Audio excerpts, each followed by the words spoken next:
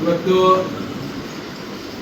ನಮ್ಮ ಭಾರತೀಯ ಜನತಾ ಪಕ್ಷ ಏನು ಎಕ್ಸ್ಪ್ರೆಸ್ ಕೆನಾಲ್ ಅಥವಾ ಲಿಂಕ್ ಕೆನಾಲ್ ಅಂತ ಇವತ್ತು ನಾವು ಕರೀತೇವೆ, ಈ ಕಾಂಗ್ರೆಸ್ ಸರ್ಕಾರ ಬಂದ ಮೇಲೆ 75 ಕಿಲೋಮೀಟರಿಂದ ನೇರವಾಗಿ ಕುಣಿಗಲ್ ಮತ್ತು ರಾಮನಗರ ಜಿಲ್ಲೆಗೆ ಹೇಮಾವತಿ ನೀರನ್ನು ತಗೊಂಡೋಗುವಂಥ ಒಂದು ಯೋಜನೆ ಅನುಷ್ಠಾನ ಮಾಡಿದೆ. ಈ ಸರ್ಕಾರ ಬಂದ ತಕ್ಷಣವೇ ಅದು ಅನುಷ್ಠಾನ ಆಯಿತು. ಅವತ್ತಿಂದ ಇಲ್ಲಿವರೆಗೂ ನಾವು ಹೋರಾಟ ಮಾಡ್ಕೊಂಡು ಬಂದಿದ್ದೇವೆ. ನಾವು ಸರ್ಕಾರದ ಗಮನಕ್ಕೂ ಕೂಡ ತಂದಿದ್ದೇವೆ. ಪರಮೇಶ್ವರ್ ಮನೆ ಮುಂದೆನೂ ಕೂಡ ಪ್ರತಿಭಟನೆ ಮಾಡಿದ್ದೇವೆ. ನಿಟ್ಟೂರಿಂದ DC ಆಫೀಸ್ವರೆಗೂ ಪ್ರತಿಭಟನೆ ಮಾಡಿದ್ದೇವೆ. ಪಾದಯಾತ್ರೆ ಮಾಡಿದ್ದೇವೆ. ಅಸೆಂಬ್ಲಿಯಲ್ಲೂ ಕೂಡ ಮಂಡನೆ ಮಾಡಿದ್ದೇವೆ. ಈ ಯೋಜನೆಯನ್ನ ಮಾಡಬಾರ್ದು ಅಂತೇಳಿ ಖುದ್ದಾಗಿ DK ಶಿವಕುಮಾರ್ ಸಾಹೇಬರಿಗೂ ಕೂಡ ವಿನಂತಿ ಮಾಡಿದ್ದೇವೆ. ಆದರೆ ಇದು ಯಾಕೋ ಸರ್ಕಾರ ಮತ್ತೆ DK ಶಿವಕುಮಾರ್ ಅವರು ಬಹಳ ಗಟ್ಟಿಯಾಗಿ ಇಟ್ಕೊಂಡಿದ್ದಾರೆ. ಇದನ್ನ ಅಂದ್ರೆ ರಂಗನಾಥ್ ಅವರಿಗೆ ಅನುಕೂಲ ಮಾಡಬೇಕು ಅನ್ನೋದು ಒಂದು ಉದ್ದೇಶದಿಂದ ಅದು ಮಾಡ್ತಿದ್ದಾರೆ. ನಮಗೆ ಕುಣಿಗಲ್ಗೆ ನೀರು ಕೊಡೋದಕ್ಕೆ ಯಾವುದೇ ತಕರಾರಿಲ್ಲ. ಅವರಿಗೆ 3 TMC ನೀರು ಏನು ಕೊಡಬೇಕು, ಹೋದ ವರ್ಷ ಸಂಪೂರ್ಣವಾಗಿ 3 TMC ನೀರು ಕುಣಿಗಲ್ಗೆ ಹೋಗಿದೆ. ಅವ್ರ ಯೋಜನೆ ಅನುಷ್ಠಾನ ಮಾಡ್ಕೊಂಡು ಟೇಲ್ ಎಂಡ್ ಏನಿದೆ ಕುಣಿಗಲ್ದು ಅಲ್ಲಿವರೆಗೂ ನೀರು ತೊಗೊಂಡೋಗ್ಲಿ. ನಾನು ಆ ತಾಲೂಕವನು, ನನಗೇನು ತಕರಾರಿಲ್ಲ. ತುಮಕೂರು ಜಿಲ್ಲೆ ಜನಕ್ಕೂ ಕುಣಿಗಲ್ಗೆ ನೀರು ಕೊಡೋದಕ್ಕೆ ಏನು ತಕರಾರಿಲ್ಲ. ಕೃಷ್ಣಪ್ಪರಿಗೆ ಆಗಲಿ, ನನಗೆ ಆಗಲಿ, ಗುಬ್ಬಿ ಅವರಿಗೆ ಆಗಲಿ ಯಾರಿಗೂ ತಕರಾರಿಲ್ಲ. ಆದರೆ ಇಲ್ಲಿ ಒಂದು ಏನಪ್ಪ ಅಂತ ಹೇಳಿದ್ರೆ, ಡೈವರ್ಷನ್ ಮೂಲ ಯೋಜನೆಯನ್ನ ಮೊಟಕುಗೊಳಿಸಿ ನೇರವಾಗಿ ನೀರನ್ನು ತಗೊಂಡು ಹೋಗೋದಕ್ಕೆ ಇಡೀ ಜಿಲ್ಲೆಯಲ್ಲಿ ವಿರೋಧ ಇದೆ. ಮೂಲ ಯೋಜನೆಗೆ ಧಕ್ಕೆ ತಂದು ಡೈವರ್ಷನ್ ಮಾಡೋದಕ್ಕೆ ನಮ್ದೆಲ್ಲ ವಿರೋಧ ಇದೆ.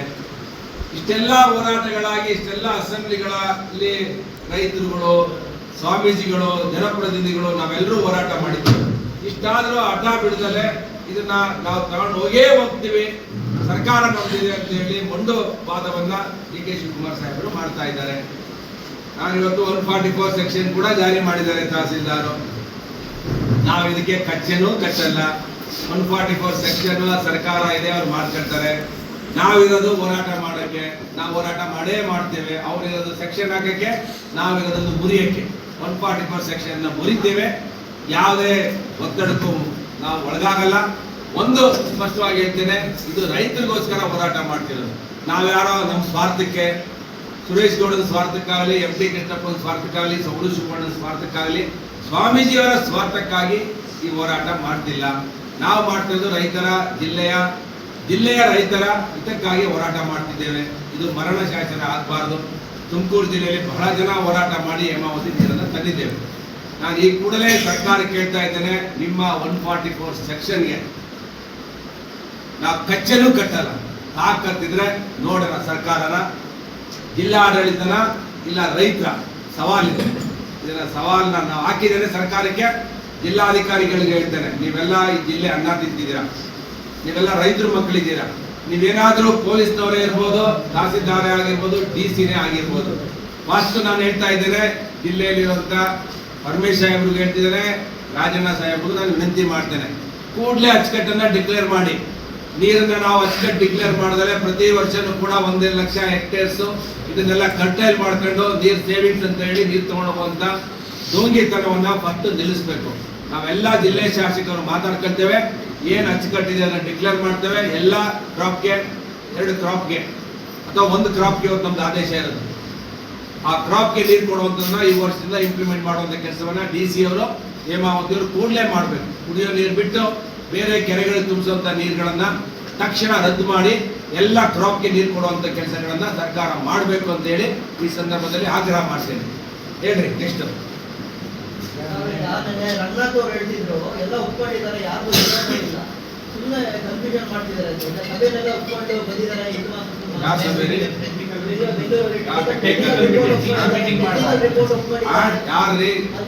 ನಾನು ಮೊನ್ನೆ ಪ್ರೆಸ್ ಮೀಟ್ ಹೇಳಿದಾಗ ನಿಮ್ಗೆ ಜ್ಞಾಪಕ ಇಲ್ವಾ? ಒಂದು ಕಮಿಟಿ ಮಾಡ್ತಿದ್ರು ಪರಮೇಶ್ವರ್ ಅವರು ಹೇಳಿ. ನಾವು ಇದನ್ನ KDP ಮೀಟಿಂಗಲ್ಲೂ ವಿರೋಧ ಮಾಡಿದ್ದೇವೆ, ಅಸೆಂಬ್ಲಿಯಲ್ಲೂ ವಿರೋಧ ಮಾಡಿದ್ದೇವೆ, ಕಾಗದಗಳನ್ನು ಕೂಡ ಬರೆದಿದ್ದೇವೆ. ಯಾರು ಅದನ್ನ ಒಪ್ಕೊಂಡಿದ್ದಾರೆ ಅಂತ ಹೇಳ್ತಾರೆ ರಂಗನಾಥ್ ಅವರು. ಅವ್ರು ಇದ್ದ ದೃಷ್ಟಿಯಿಂದ ಮಾತಾಡ್ತಾರೆ.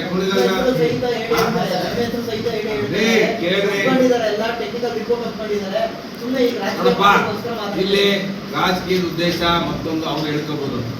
ಒಬ್ಬರು ನೀರು ತಗೊಳ್ಬೇಕು ಕುಣಿಗಲ್ದಾಗ ಅವ್ರು ಏನ್ ಬೇಕಾದ್ರೆ ಹೇಳ್ಕೊಳ್ಳಿ. ರಂಗನಾಥ್ ಹೇಳೋದು ಇಲ್ಲಿ ನಗಾಣಿ ನಮ್ದು. ಏನು ಅದಕ್ಕೇನೋ ರಂಗನಾಥ್ ಏನ್ ಮಾತಾಡಿದ್ರೆ ಅದಕ್ಕೆ ಉತ್ತರ ಕೊಡಕ್ ನಾನಿಲ್ಲ. ನೀವು ರಂಗನಾಥ್ನೇ ಕೇಳಿ, ಅದನ್ನ ಒಪ್ಕೊಂಡಿದ್ದಾರೆ ಬಿಟ್ಟಿದ್ದಾರೆ ಅನ್ನೋದು ರಂಗನಾಥ್ ವರ್ಷನಾದ್ರೆ ರಂಗನಾಥ್ ಹತ್ರ ಉತ್ತರ ಕೇಳಬೇಕು. ನಾವು ಇಲ್ಲಿವರೆಗೂ ಹೋರಾಟ ಮಾಡ್ಕೊಂಡು ಬಂದಿದ್ದೇವೆ. ಇಲ್ಲಿವರೆಗೂ ಏನಾದ್ರು ನಮ್ಮ ಹೋರಾಟದಲ್ಲಿ ಏನಾದ್ರು ವ್ಯತ್ಯಾಸ ಇದೆಯಾ? ಸುರೇಶ್ ಗೌಡ್ರು ಹೋರಾಟದಲ್ಲಿ ಇಲ್ಲಿವರೆಗೂ ಏನಾದ್ರು ವ್ಯತ್ಯಾಸ ಇದೆಯಾ? ನಂದು ಕೂಡ ಟೇಲೆಂಟ್. ನಾನು ಸರ್ಕಾರಕ್ಕೆ ಆಗ್ರಹ ಮಾಡ್ತೇನೆ, ನನ್ನ ತಾಲೂಕಿನ ಹೇಮಾವತಿ ನೀರನ್ನ ಇವತ್ತು ಏನು ಈ ಯೋಜನೆ ಮಾಡಿದ್ರೆ ನಂದು ಟೈಲೆಂಟ್ ಹಾಕ್ಬಿಡ್ತೀನಿ. ನಂದೊಂದು ಕುಣಿಗಲ್ದು ಏನು ಸಮಸ್ಯೆ ಇದೆಯೋ ಅದೇ ರೀತಿ ಸಮಸ್ಯೆ ನಂದು ಇದೆ. ನನಗೆ ಅದು ಪರಿಹಾರ ಹುಡ್ಕೊಡ್ಬೇಕು ಸರ್ಕಾರ. ಡಿ ಕೆ ಶಿವಕುಮಾರ್ ಅವ್ರಿಗೂ ವಿನಂತಿ ಮಾಡ್ತೇನೆ, ರಂಗನಾಥ್ ಅವ್ರಿಗೂ ವಿನಂತಿ ಮಾಡ್ತೇನೆ. ನೀವು ಆ ಥರ ನೀವು ನೀರನ್ನ ತಗೊಂಡೋಗಿ ನಾವು ದಬ್ಬಾಳಿಕೆ ಮಾಡಿ ತಗೊಂಡೇ ಹೋಗ್ತೀವಿ ಅಂತ ಹೇಳಿದ್ರೆ ನಿನ್ನ ಥರ ನಂದು ಟೈಲೆಂಟ್ ಅಪ್ಪ, ನನ್ನ ಯೋಜನೆ ಮಾಡ್ಕೊಡು. ನಮ್ದು ಕೂಡ ನಾವು ಕೂಡ ಹೇಮಾವತಿ ನಾಲೆಗೆ ಸುಮಾರು ಜಾಗವನ್ನು ಕೊಟ್ಟಿದ್ದೇವೆ. ಇದೆಲ್ಲ ಎರಡನೇ ಭಾಗ ಇದು. ಮೊದಲನೇ ಭಾಗ ತುಮಕೂರು ಜಿಲ್ಲೆಯ ಜನ ಬದುಕಬೇಕು. ತುಮಕೂರು ಜಿಲ್ಲೆಯಲ್ಲಿರುವಂತಹ 8 ತಾಲೂಕುಗಳು ಏನು ಇವತ್ತು ಹೇಮಾವತಿ ಅಚ್ಚುಕಟ್ಟಿದೆ, ಪಾವಗಡ ಒಂದು ಬಿಟ್ಟು ಸುಮಾರು 10 ತಾಲೂಕಿಗೆ ಹೇಮಾವತಿ ನೀರು ಬರುತ್ತೆ.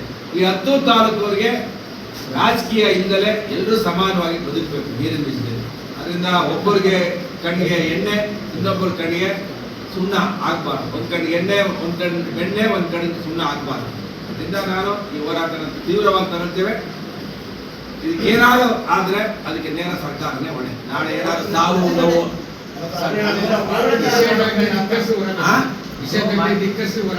ಯಾವ ನಿಷೇಧ ಆದ್ಮೇಲೆ ಪೇಪರ್ ಮೇಲೆ ಇರುತ್ತೆ ನಿಷೇಧ ಆಗಿದೆ. ತಾಕತ್ತಿದೆಯಾ ಸರ್ಕಾರಕ್ಕೆ ತೊಡೆತಟ್ಟು ಹೇಳ್ತೀನಿ. ಯಾವ ನಿಷೇಧ ಆಗಿದೆ ಪೇಪರ್ ಮೇಲೆ, ಅದು ನಮ್ಮಿದ್ರಪ್ಪ ನಿಂತ್ಕೊಳ್ಳಿ, ಪೊಲೀಸವ್ರು ಯಾವ ಬಂದು ನಿಂತ್ಕೊಳ್ತಾನೆ. ಏನೇನು ಪೊಲೀಸ್ ಫೋರ್ಸು ತಂದು ನಿಲ್ಸ್ಬಿಟ್ರೆ ಎದುರ್ಕೊಳ್ಳಕ್ಕೆ ನಾವೇನೋ ರೈತರ ಮಕ್ಕಳು